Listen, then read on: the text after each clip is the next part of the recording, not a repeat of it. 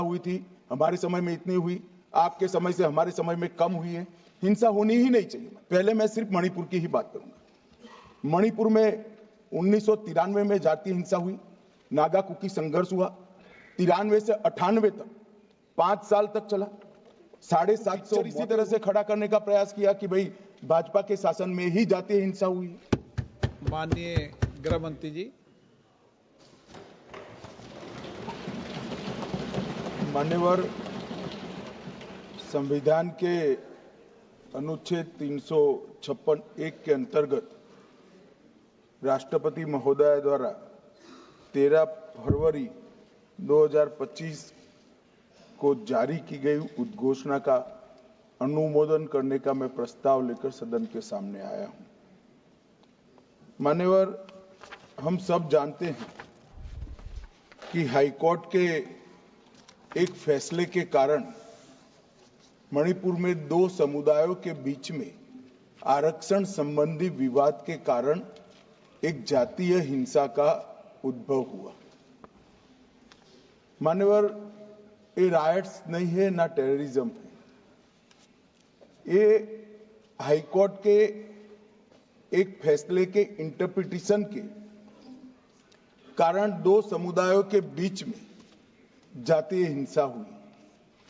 सभी सदस्यों ने इस पर काफी चिंता व्यक्त की है मान्यवर, और उन्होंने कहा कि भाई तुरंत शांति हो, पुनर्वास के लिए तुरंत प्रयास किए जाएं,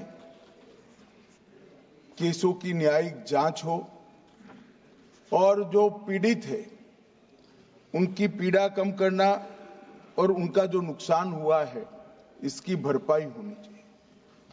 मान्यवर, दिसंबर, जनवरी, फरवरी और मार्च 4 महीने से वहां पर हिंसा नहीं है। और जहां तक कैंपों का सवाल है, पहले से ही इसके अंदर खाने पीने की व्यवस्थाएं, दवाइयां, मेडिकल सुविधाएं, ये सब सुनिश्चित कर लिया गया है। टेक्निकल एजुकेशन, मेडिकल एजुकेशन की वहां पर ऑनलाइन व्यवस्था हो चुकी है।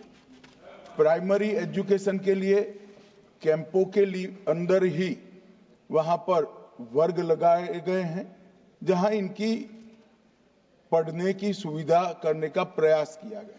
मैं नहीं कहता कि ये सुविधा अपने घर में रहकर बच्चा पढ़ता है इतनी अच्छी है, मगर हम सब जानते हैं मान्यवर, जब जातीय हिंसा होती है तब ये सारे प्रश्न खड़े होते हैं।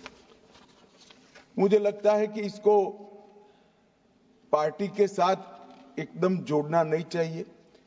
मैं इस तरह का जवाब भी देना नहीं चाहता सदन में कि आपके समय में इतनी हिंसा हुई थी, हमारे समय में इतनी हुई, आपके समय से हमारे समय में कम हुई है। हिंसा होनी ही नहीं चाहिए।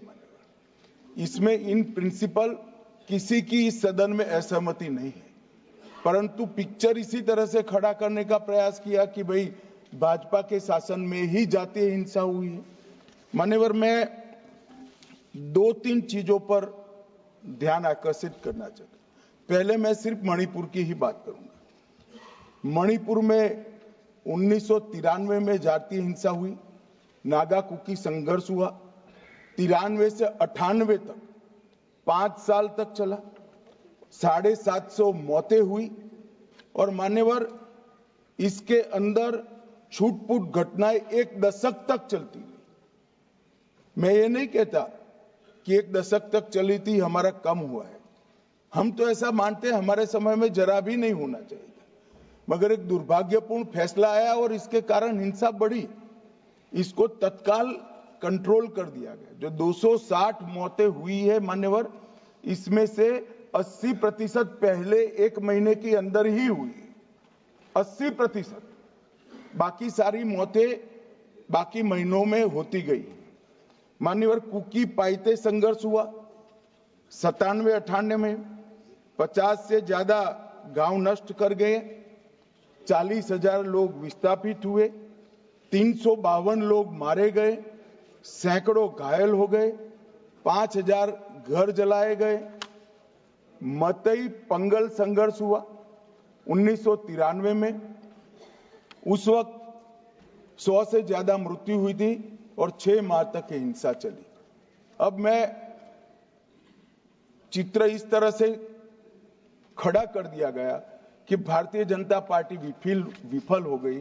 मैं इतना ही कहना चाहता हूं, ये तीनों हिंसा, बड़ी बड़ी हिंसा, 10 साल, 3 साल और 6 माह और सैकड़ों मृत्यु, इससे भी ज्यादा, वो इंडी अलायंस के शासन में तीनों वक्त आपके ही प्रधानमंत्री थे और उसके बाद भी नहीं गए, कोई गृह मंत्री भी नहीं गया। जो मुद्दे उठाते हैं उनको मेरा सिर्फ छोटा सा वास्तविकता में बताना चाहता हूं। और मान्यवर, ये तो जातीय हिंसा थी।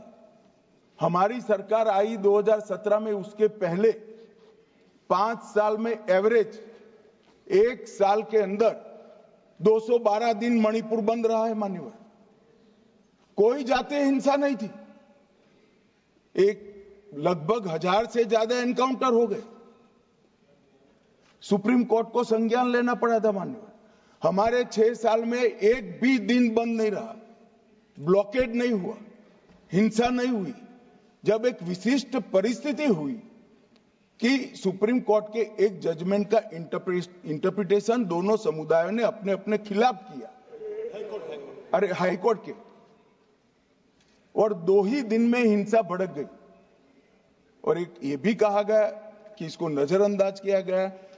जिस दिन जजमेंट आया उसी दिन यहां से कंपनियां वायुसेना के विमान में मान्यवर वहां रवाना कर दी। कोई नजरअंदाज नहीं किया।